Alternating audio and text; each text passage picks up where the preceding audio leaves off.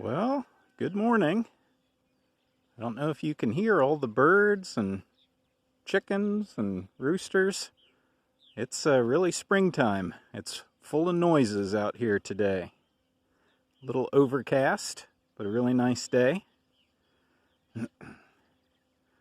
So here's an odd topic I thought I would talk about today, show you a little bit about, and maybe this is something a lot of folks are familiar with, but I wasn't until I moved out here to the country a few years back. It's the septic system. So here in the country, we're way far away from a city sewer of any kind, so we do all of that ourselves right here on the property. Kind of interesting. So you can kind of tell the discolored patch there where the grass is different. It's a rectangle that extends up from that cap there, and that's where the septic tank is buried. It's real close to the house for us. For other folks, they have it further away from the house, but so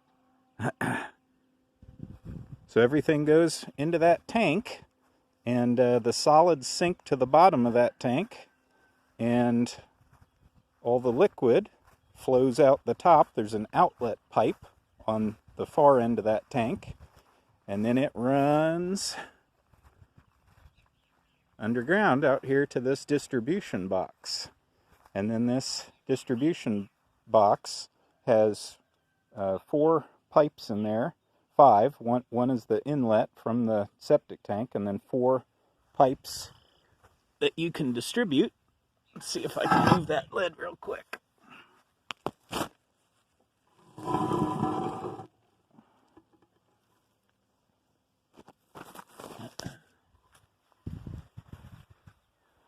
So, I didn't take the lid all the way off, but you can divert the liquid as it comes into this distribution box and send it to different chambers. So out in the yard here, there's 4 different big lines of chambers, and I don't know if you can see too good, but there's like these discolored stripes in the yard. That's where these chambers are buried. There's a couple places where they're kind of sitting up close to the top. Here's one down here where the topsoil's kind of eroded away a little bit. So they're just these big plastic chambers. They're about maybe 1.5 feet, 2 feet wide. And there's 4 really long runs of those here in the yard that are buried.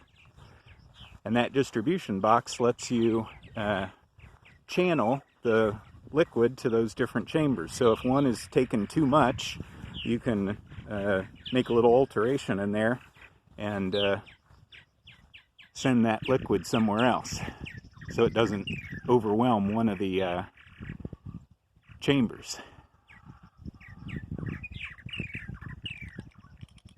Got a full house of martins right now. It's really nice to see. I think we've got at least 3 mated pairs in there, and I think 4. So about 8 martins up there.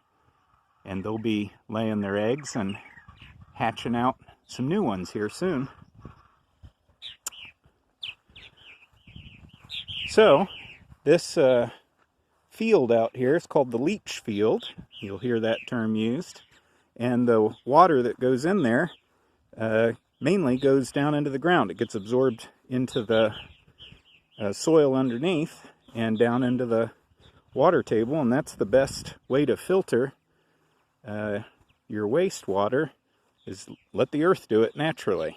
So, and then this tank, if it ever gets the solids ever get filled, you can have it pumped, and that's what that lid is there for. It's access to pump out the tank. But there's a bacteria that's down in there, and it erodes the solids over time, and we've lived here 16 years, and I've never had that tank pumped once. So it does a pretty good job of taking care of that. But I'll tell you what, when you take that lid off the distribution box, there's a powerful smell that comes up from there.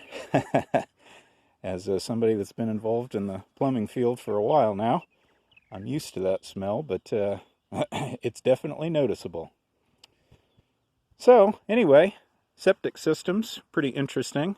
It's a hidden part of life, but really, really critical one. And that's how we do it out here.